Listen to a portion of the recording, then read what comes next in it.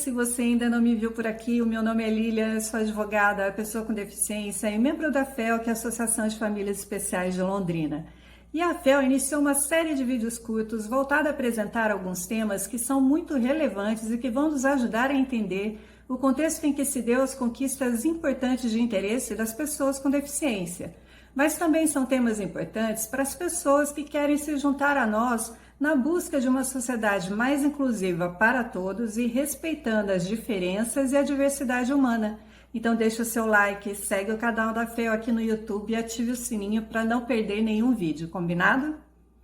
Neste vídeo, nós vamos fixar a nossa abordagem na Lei Brasileira de Inclusão de 2015, que é mais conhecida também como Estatuto da Pessoa com Deficiência. Mas a partir de agora, nós vamos nos referir a esta lei pela sua abreviação, que é LBI, certo? Antes de mais nada, nós precisamos voltar um pouco no tempo de 2015 para 2006, quando foi realizada a Convenção Internacional sobre os Direitos das Pessoas com Deficiência da ONU. Nós já abordamos sobre ela no vídeo 3. E como nós vimos naquele vídeo, a importância histórica da Convenção da ONU é que ela se destina especificamente a promover e proteger os direitos e a dignidade humana das pessoas com deficiência, universalizando o conceito de deficiência a partir de um enfoque social, e em que o pleno exercício dos direitos humanos das pessoas com deficiência depende do fim das barreiras sociais e ambientais. E a importância da Convenção da ONU para nós é que ela foi o primeiro tratado internacional sobre direitos humanos a ser recepcionado, traduzindo, foi incorporado à nossa Constituição Federal, depois de aprovado em 2 turnos pelo Congresso Nacional em julho de 2008. E isso quer dizer que, a partir de então, o Brasil assumiu o dever, a obrigação de adotar todas as medidas legislativas, administrativas e de qualquer natureza que se façam necessárias para a realização dos direitos e garantias reconhecidos na Convenção de 2006. Então, depois de 7 anos da incorporação da Convenção na nossa Constituição Federal, é que entra em vigor a Lei Brasileira de Inclusão de 2015, que detalha as regras que devem ser observadas para a garantia do exercício dos direitos das pessoas com deficiência do país. E ela organiza em uma única lei nacional os direitos e deveres, atribui responsabilidades para o Estado, para suas instituições e para a sociedade para a consolidação da inclusão social. Então vamos começar nossa abordagem específica sobre a LBI? No seu artigo 1º, a LBI especifica a sua finalidade, que é a promoção das condições de igualdade para os exercícios dos direitos e das liberdades fundamentais da pessoa com deficiência, visando a sua inclusão social e cidadania, e estabelece como base, como seu alicerce, a Convenção da ONU de 2006. Assim, a gente precisa compreender alguns dos principais princípios da Convenção e que também estão presentes na LBI, que são o respeito pela dignidade humana, a independência da pessoa, inclusive a liberdade de fazer as próprias escolhas e a autonomia individual, a não discriminação, a plena e efetiva participação e inclusão na sociedade, o respeito pela diferença, a igualdade de oportunidades, a acessibilidade, a igualdade entre o homem e a mulher e o respeito pelas capacidades em desenvolvimento de crianças com deficiência. Nesse vídeo nós vamos destacar 2 princípios que são específicos e inovadores em relação às pessoas com deficiência que estão trazidos na Convenção e também presentes na LBI.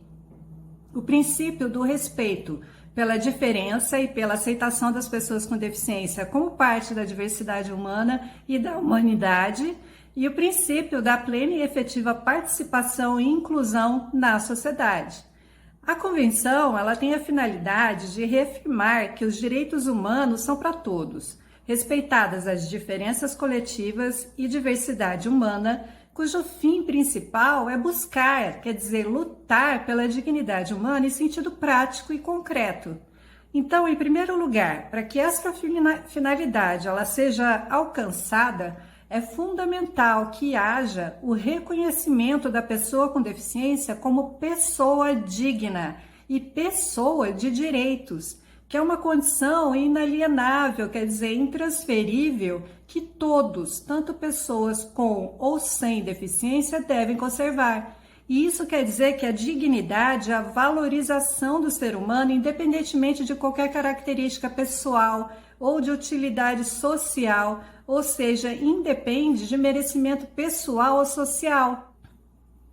E aqui está a relevância do primeiro princípio fundamental que nós vamos tratar nesse vídeo, que é o princípio do respeito pela diferença e pela aceitação das pessoas com deficiência como parte da diversidade humana. As deficiências, elas representam o parâmetro mais eficaz para revelar a diversidade humana, porque a gente observa com mais nitidez as várias formas de ser que a pessoa pode exercer. Mas, constantemente, essas pessoas são erroneamente reconhecidas como especiais ou extraordinárias apenas por estarem no mundo de um modo diferente.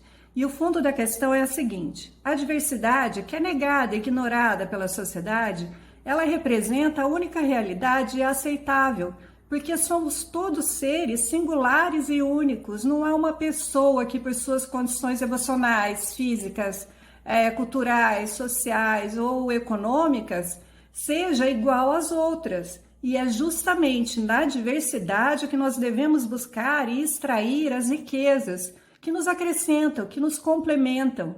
Então, negar, ignorar o direito ao outro de existir e de ser quem se é negar o direito a si mesmo de viver em uma sociedade mais justa, igualitária e solidária.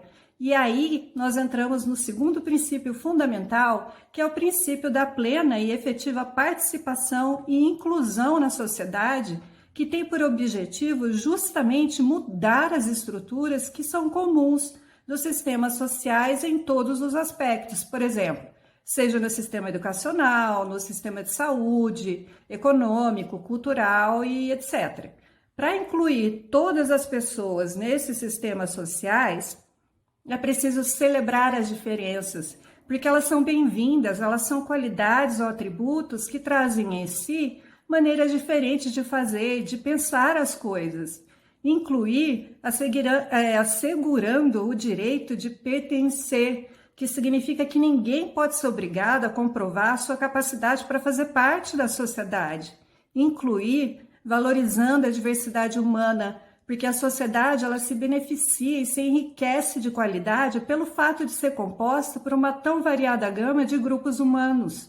No artigo 2º, a LBI expressamente prevê a concepção do modelo de direitos humanos ou modelo social da deficiência, em que a pessoa com deficiência ela depende fundamentalmente do meio em que vive, quer dizer, o ambiente tem influência direta na liberdade da pessoa, que poderá ter essa situação agravada por conta do seu entorno e não em razão da sua própria deficiência. E olha aí a razão onde nós temos abordado anteriormente, lá no vídeo 2, o histórico tão importante, fundamental sobre os direitos humanos e a concepção da deficiência. Sem esses fundamentos e conceitos, nós teríamos mais dificuldade em absorver a finalidade, os objetivos e a base da LBI. Então, como a gente já viu, a concepção social, ela traduz a noção de que a pessoa, antes da sua deficiência, é o principal foco a ser observado e valorizado, assim como a sua real capacidade de ser agente ativo das suas escolhas, das suas decisões e determinações sobre a sua própria vida. Então, é dentro deste paradigma da inclusão social e dos direitos humanos que é inserida e tratada a deficiência na LBI.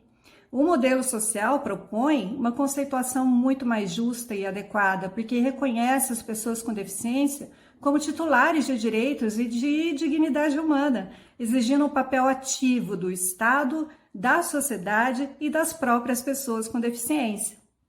Bom, mais importante na LBI sobre o direito à acessibilidade é que ele é trazido em seu sentido amplo, universal, e é conceituada como ingresso e permanência aos meios físicos e aos de comunicação, aos sistemas, políticas, serviços e programas que são implementados pela comunidade.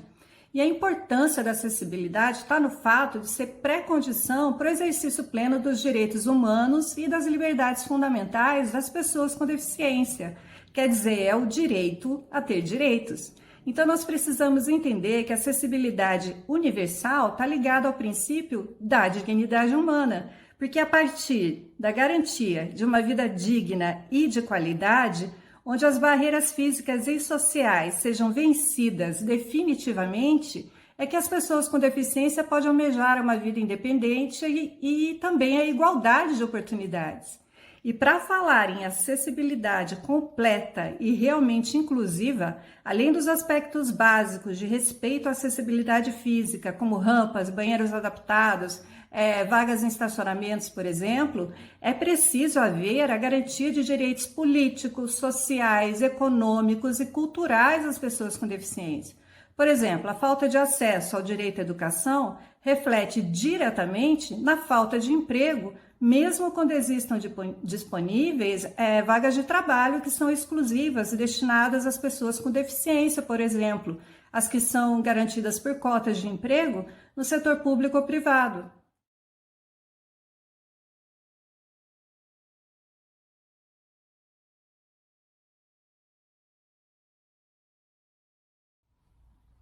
Então, no artigo 3º, a LBI traz uma série de conceitos que decorrem do direito à acessibilidade, que ajudam a colocar em prática a acessibilidade. E nós vamos abordar dois desses conceitos que estão previstos no inciso 2º, que é o desenho universal, e no inciso 6º, que são as adaptações razoáveis. As adaptações razoáveis, elas são definidas como as modificações ou os ajustes necessários e adequados que não acarretem ônus desproporcional ou indevido e que assegurem, que a pessoa com deficiência ela possa exercer em igualdade de oportunidades com as demais pessoas todos os direitos humanos e liberdades fundamentais. Então, em regra, o que acontece é o seguinte: primeiro se verifica se no caso concreto se impõe a realização da adaptação ou do ajuste. Por exemplo, no caso de um empregador, analisa-se até que ponto a adoção daquela adaptação razoável pode evitar que o empregado com deficiência seja colocado em desvantagem quanto aos demais. Aí depois analisa-se os custos financeiros desse ajuste, a capacidade financeira do empregador e se ele também dispõe de assistência financeira ou outro tipo de recurso para sua realização. Já o desenho universal, ele é usado para o projeto de produtos, serviços e ambientes que possam ser usados por todos. E no caso de ambientes físicos, o ideal é que eles devam atender às necessidades de todas as pessoas que desejarem usá-lo. Então, o princípio fundamental do desenho universal é incluir o maior número possível de pessoas, ou seja, havendo mais de uma opção disponível, deve ser sempre escolhida aquela que for mais inclusiva. Por exemplo, ao instalar maçanetas nas portas de um ambiente físico, deve sempre se dar preferência às do tipo alavanca do que às do tipo bola, já que a maçaneta em alavanca ela pode ser aberta com o cotovelo ou com o punho fechado, e beneficia, sim, as pessoas que carregam objetos ou que têm a força limitada nas mãos. Outro caso concreto de desenho universal são as barreiras, são as torneiras do tipo que tem um comando só. Aquelas que são acionadas por alavancas ou então através de sensor. Outro exemplo são as rampas, que são igualmente úteis para o transporte de objetos móveis, para as mães com carrinhos de bebê ou para quem usa cadeira de rodas. Então, uma sociedade inclusiva é aquela que assegura as mesmas oportunidades para que todos possam usufruir em igualdade de condições reais, bens e direitos conforme as suas necessidades. E a concepção de desenho universal caminha nesse sentido e deve englobar a todos.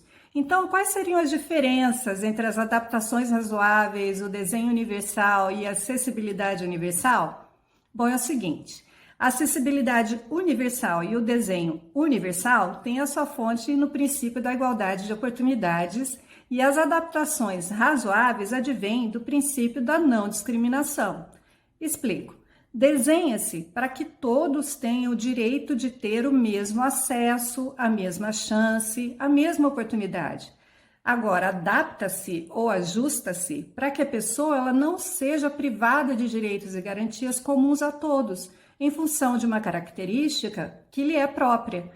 Mas olha, um não substitui o outro. A acessibilidade é a situação que se deseja, que se aspira. E o desenho universal é uma estratégia geral para alcançar a acessibilidade. As adaptações são uma estratégia particular. Um exemplo de adaptação seria modificar a iluminação de um lugar de trabalho de uma pessoa com deficiência visual e que requer algum tipo de luz especial, diferente de uma obrigação geral em que se exige, para acessibilidade universal, como a existência de uma rampa em um edifício público. Então, a LBI, ao conceituar e fundamentar comandos para a prática do direito à acessibilidade, ela induz que sejam criadas e aperfeiçoadas as normas técnicas com os padrões mínimos dentro dos preceitos do desenho universal, e fica claro que será necessário cada vez mais a formação de profissionais que atuem na concepção de espaços, produtos e serviços, para que desde a fase inicial de cada projeto estejam presentes os recursos necessários que garantam e tornem efetiva a acessibilidade, oferecendo máxima autonomia, segurança, dignidade para quem deles usufrui. E a conscientização acerca desses conteúdos é fator-chave para a aplicação prática das normas como poderosa ferramenta de efetivação dos direitos humanos das pessoas com deficiência. E para a gente não se estender muito nesse vídeo, vamos parar por aqui e continuaremos a abordagem dos próximos artigos importantes da LBI, dos direitos fundamentais e das garantias decorrentes diretamente da Constituição Federal de 88 e da Convenção de 2006 nos próximos vídeos desta série. Muito obrigada por ficar até aqui. Não se esqueça de compartilhar esse vídeo com seus amigos, de deixar o seu like, o seu comentário e ativar o sininho para não perder nenhum vídeo desta série. Combinado? E até lá!